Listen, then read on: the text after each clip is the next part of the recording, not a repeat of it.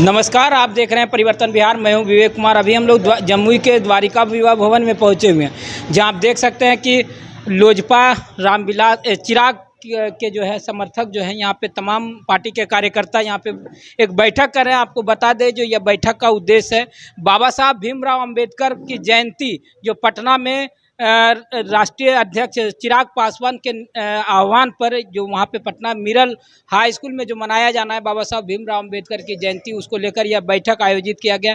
जान लेते हैं इस बैठक का क्या उद्देश्य है और किस तरह से यहाँ से जमुई से जो है लोग कितने की संख्या में पटना जाएंगे।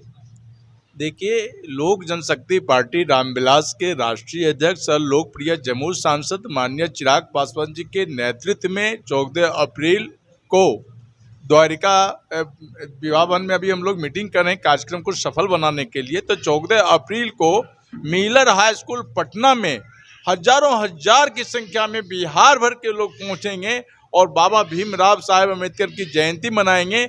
और चिराग पासवान जी जो बिहार के मिशन को लेकर जो नया बिहार बनाने का सपना है, वो बाबा अम्बेडकर को उसको लेकर हम लोग जुटे हुए हैं। दूसरी चीज, जिस प्रकार भारत जनपद को बाबा भीमराव अम्बेडकर की मूर्ति को और माननीय रामविलास पासवान जी स्वर्गीय जो हम लोगों के लोजपा सुप्रीमो थे, उन मूर्तियों के साथ जो उन्होंने खिलवाड़ किया, इन सारी बातों को रखा जाएगा और बिहार की जनता एक एक चीज का जवाब मांगेगी।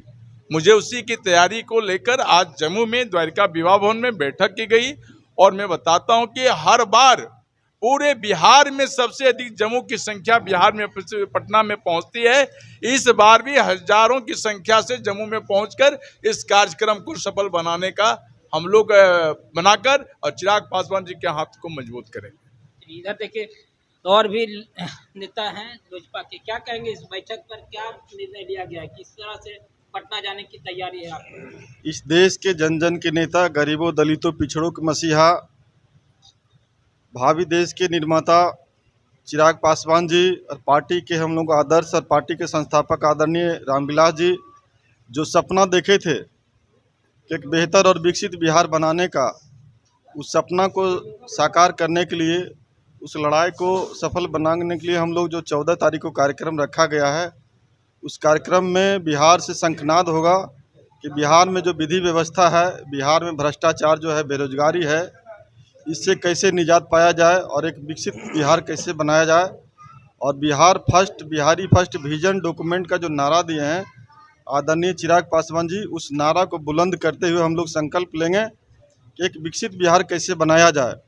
बाबा साहब अम्बेडकर संविधान लिखे, लेकिन एक बात आपके संज्ञान में देना चाहूँगा कि संविधान को संरक्षण करने में स्वर्गीय रामविलास पासवान जी का जितना योगदान है, देश में उतना योगदान कोई नेता नहीं दिया है। पासवान का बंगला खाली कराया गया था, किसका ही जो है साजिश देखने को मिल रहा है? देखिए, बंगला नैतिक जो अधिकार क्षेत्र था उसके तहत खाली होना ही था।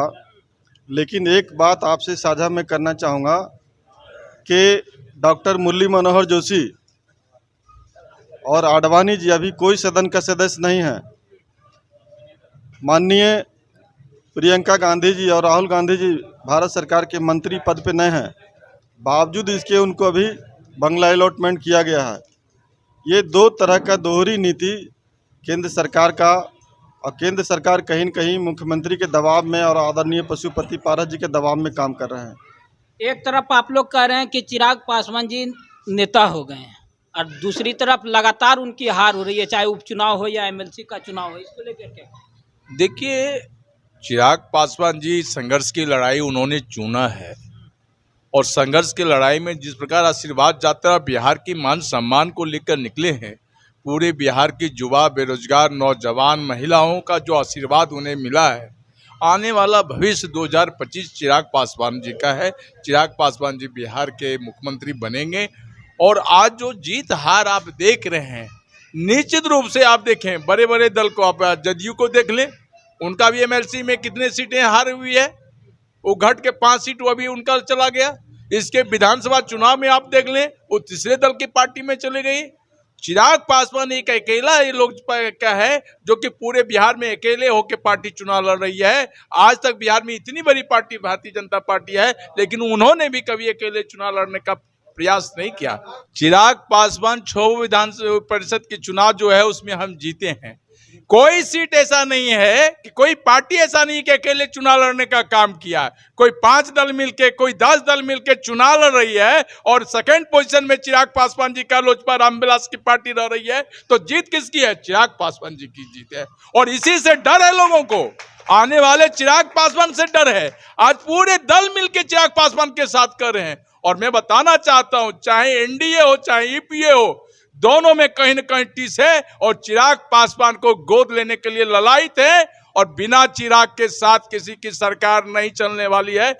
और निश्चित रूप से बिहार की जनता आने वाला 2025 में चिराग पासवान को भावी मुख्यमंत्री बनाने का काम करेगा। आज मैं द्वारका विवाह भवन में भविष्यवाणी करता हूं। तो आप हमारे साथ इसी तरह से हर पल पल की खबर जानने के लिए जुड़े रहें। धन्यवाद।